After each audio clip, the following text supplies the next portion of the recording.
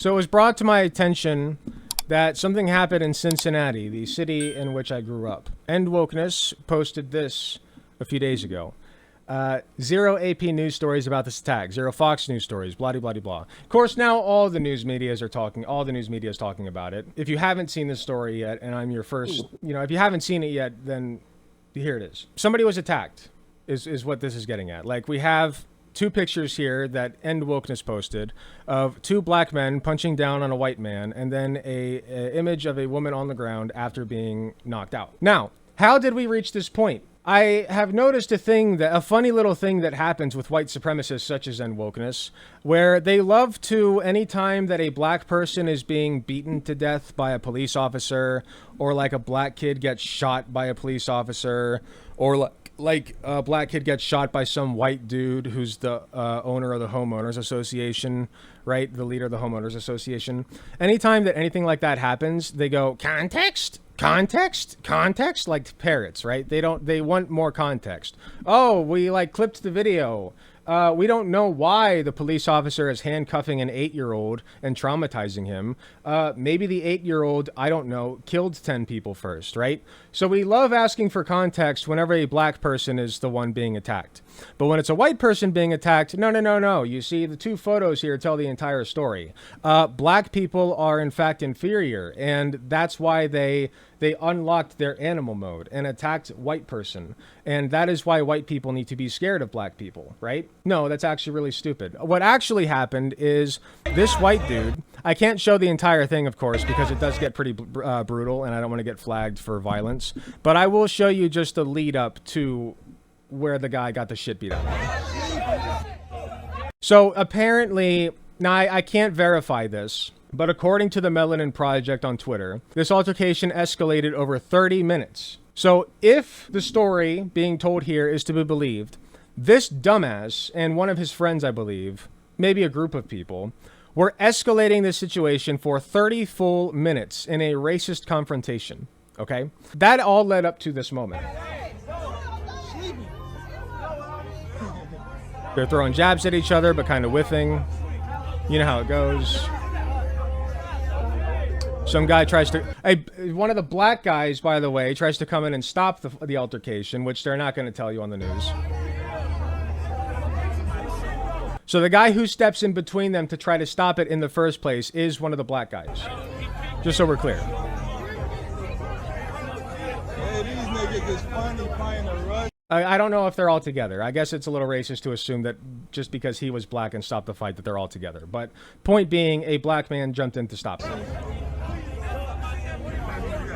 Didn't see a white guy try to stop it. Boom. Oh no, what was that? Hold on.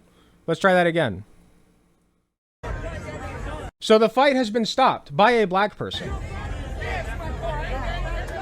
Oh. And there we go. And from there, it escalates. And that's where I'll stop it.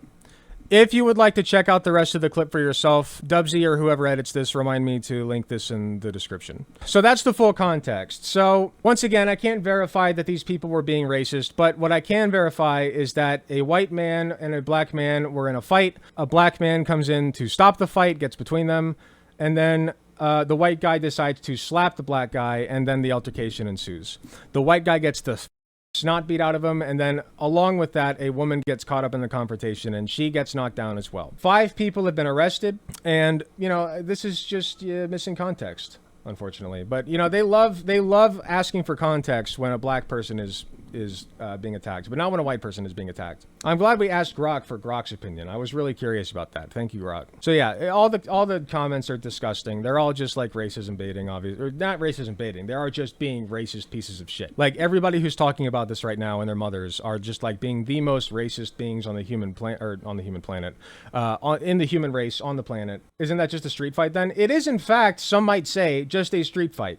Worth noting also, this was an event of about 130,000 people, and this was the single fight that took place. Street fights like this happen sometimes, okay? The reason that this is making national headlines is because it can be racialized. Somebody recorded it, and we can clip it out of context to make it look like the black people are animals. That's what this is all about. That's why this made national headlines. Let's not get it twisted, okay? Yes, I think that the response was disproportional. Just to be clear, I do think that the response was disproportional, okay? But I will say I don't feel that bad for this motherfucker because he was the one being racist and pushing the attack anyway. He asked for this. He asked for this, okay? Sorry, he did. I don't care that much. I don't know about her. It looks like at some point she was trying to step in to stop it, but then got knocked out herself. I'm going to be lenient toward her and say that she was an unfortunate victim in this circumstance and that they should not have attacked her and they should get in trouble for it. Okay. I do think that everybody involved here, minus this woman, which I didn't see her hit anybody or attack anybody. I do think everybody involved should get some kind of punishment for this. I do. But that includes this guy too. Obviously, I don't like it when things like this happen, but the reason this happened, quite ironically, is a result of anti-black racism. if the story is to be believed from the Melanin Project. I'm not sure. I guess we'll get more details as police reports come out. I don't know how close I'll be covering this, but it was within my vicinity, so I just decided I'd go over it real quick and give my thoughts. Like I said, I'll leave a link to the full context in the description for you to go over it and form your own thoughts. But this is very clearly just being shuffled around as anti-black sentiment in a very, fascist environment that the United States is unfortunately in. So I just wanted to set the record straight, say, obviously it's not okay that they did this, that this happened. The white guy did escalate it, okay? And it was a black man that came in to try to stop it. So, if we're going to call one group or the other animals, like if we're forced to, I'm going to go with the white guy.